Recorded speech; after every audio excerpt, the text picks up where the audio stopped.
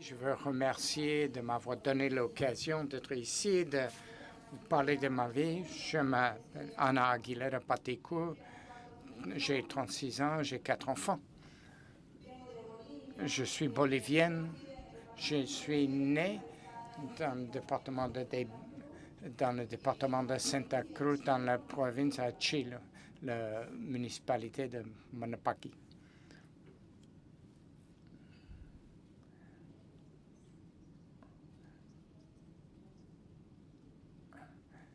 Qu'est-ce que vous avez fait avant de travailler dans la pisciculture? Avant la pisciculture, ma famille produisait du riz et du soya pendant 9 ans. Nous avons travaillé. On travaillait pour mon beau-père. On vivait avec mon beau-père. Et pendant ce temps, mon mari a eu un grave accident et ma famille a commencé à souffrir à partir de là. Anna, elle remercie le bon Dieu et tout le monde pour être ici. Elle a cette occasion de parler de sa propre vie. Elle a 36 ans, elle a 4 enfants. Je sais qu'ils sont très mignons, je les connais. Elle est bolivienne de la province de Beni. Elle vit dans Santa Cruz de la Sierra, dans la municipalité de Yapacani. Sa famille travaille dans l'agriculture. Avec du soja et son mari a perdu sa jambe et sa famille a commencé à s'ouvrir. Elle habitait avec sa belle famille à l'époque et voulait devenir plus indépendante.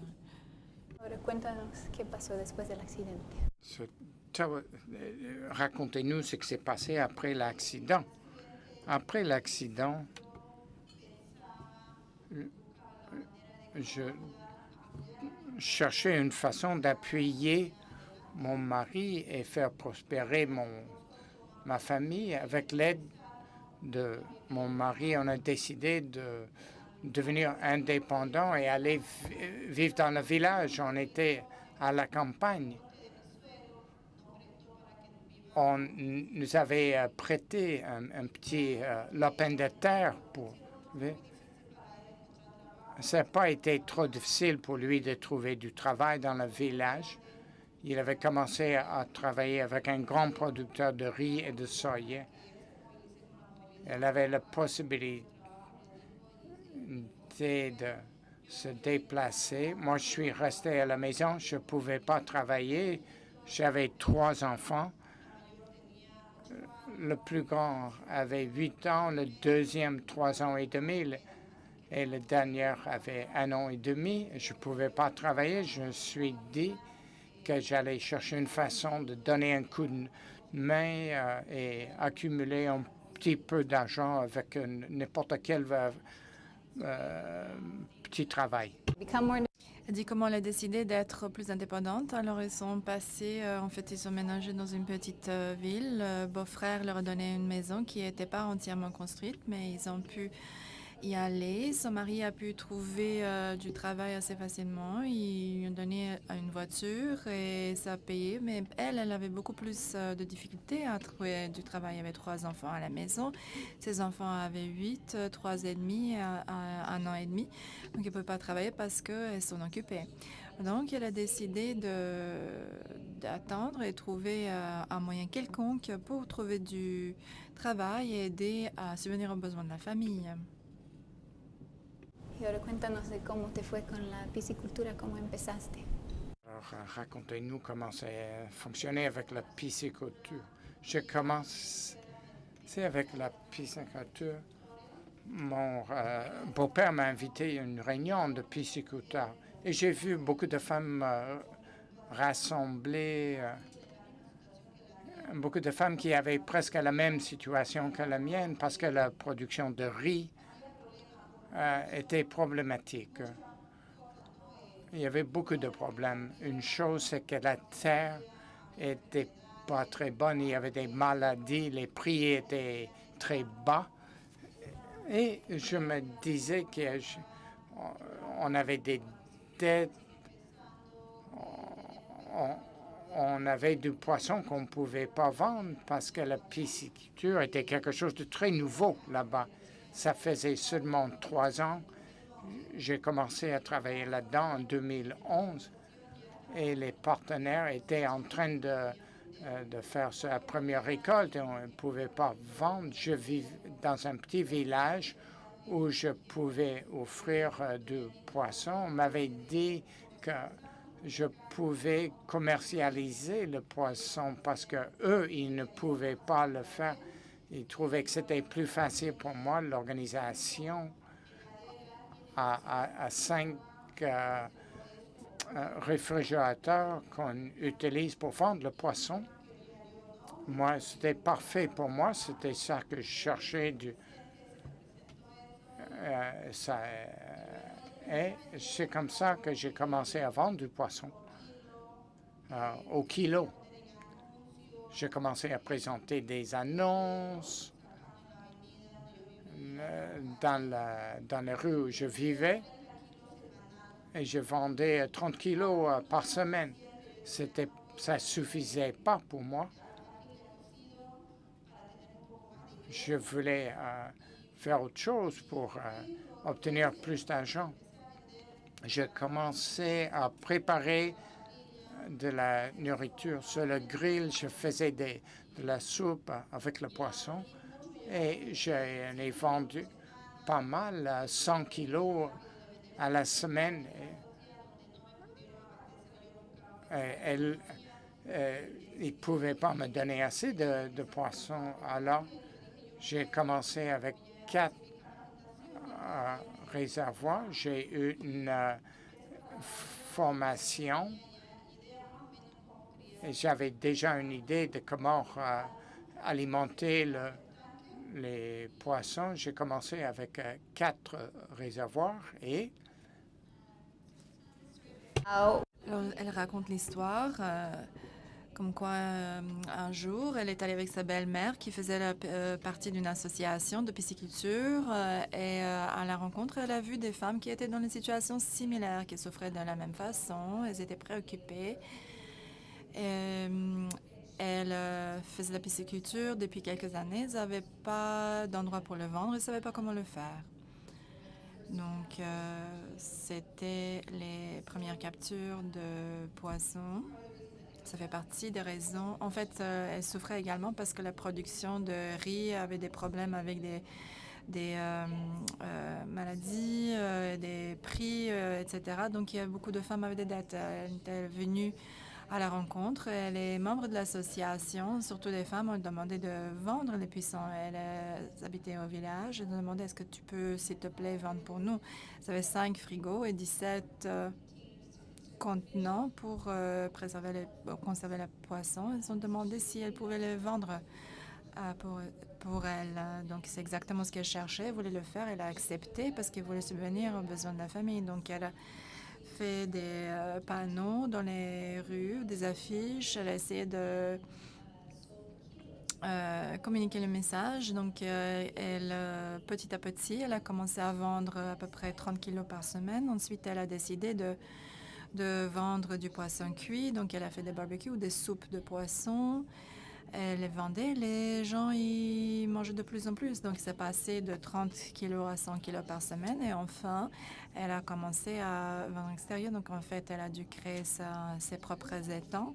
Et par la formation du projet, en fait, que le projet donnait à l'association, elle a appris comment gérer ses propres étangs. Elle a décidé de commencer. En 2011, elle a créé 4 étangs.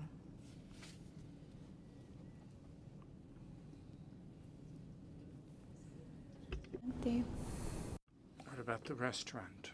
Et le resto? Oui.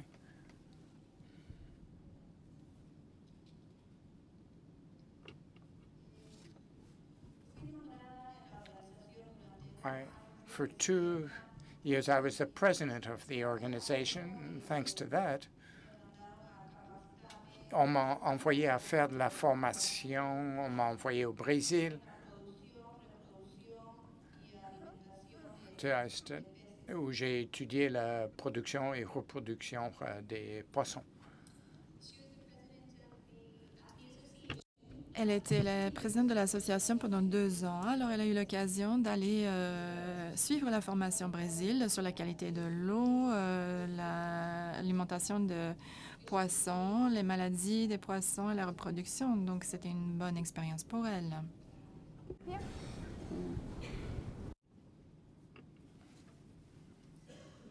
Vous avez commencé avec combien? J'ai été bien accueilli quand j'ai ouvert le resto. Au début, c'était un restaurant avec un espace pour 25 personnes, mais ça a grandi vite. Alors, j'avais pas assez de ressources. J'ai reçu du crédit. J'ai agrandi le restaurant. J'ai de l'espace pour 250 ou peut-être 300 personnes dans le restaurant maintenant. J'ai commencé avec 3 travailleurs et maintenant j'ai 30 employés. Je suis fier de pouvoir générer de l'emploi dans ma communauté et dans la municipalité où j'habite. Très souvent, je travaille avec des femmes seules, des jeunes étudiants au collège et à l'université. Le travail est accessible pour eux. Ils peuvent travailler la semaine, le samedi, le dimanche, parce que le restaurant est ouvert tous les jours. Il y a toujours du travail permanent. Elle est assez fière parce que bien qu'elle a commencé son restaurant avec 2 personnes, elle a maintenant 30 personnes qu'elle embauche pour travailler dans le restaurant. Et il y a presque 300 places dans le restaurant. Elle est fière parce que c'est accessible également aux jeunes, aux femmes monoparentales. Elle travaille tous les jours, donc il y a du travail toute la semaine. Donc ce restaurant, il était vraiment en croissance. ¿Qué cambió en tu vida? Est-ce que tu peux parler de ce que ça a changé dans ta vie? Ça fait 8 ans que je travaille avec la pisciculture. J'ai avancé énormément. J'ai grandi sur le plan économique et personnel. J'ai eu beaucoup de possibilités d'avoir une bonne alimentation pour mes enfants et aussi pour la santé, les études. Je n'y avais pas accès auparavant.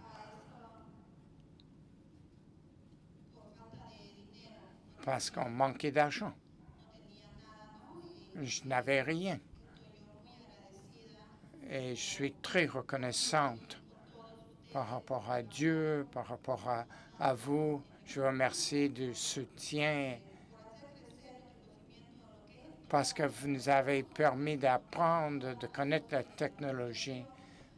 Moi et tous les membres de notre association, nous avons pu avancer.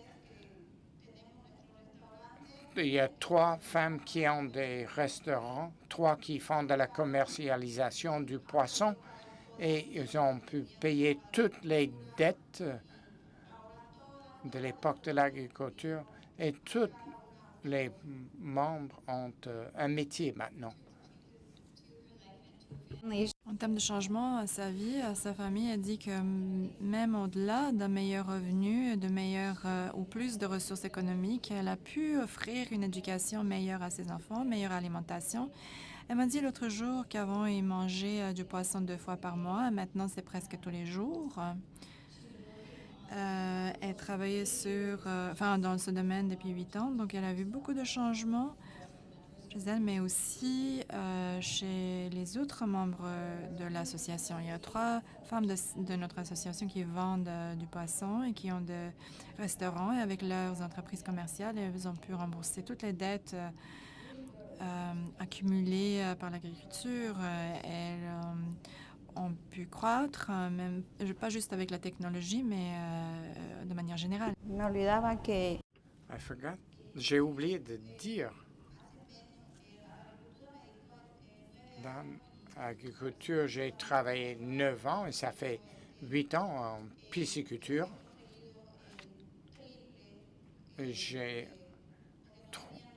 Je n'avais rien, mais maintenant j'ai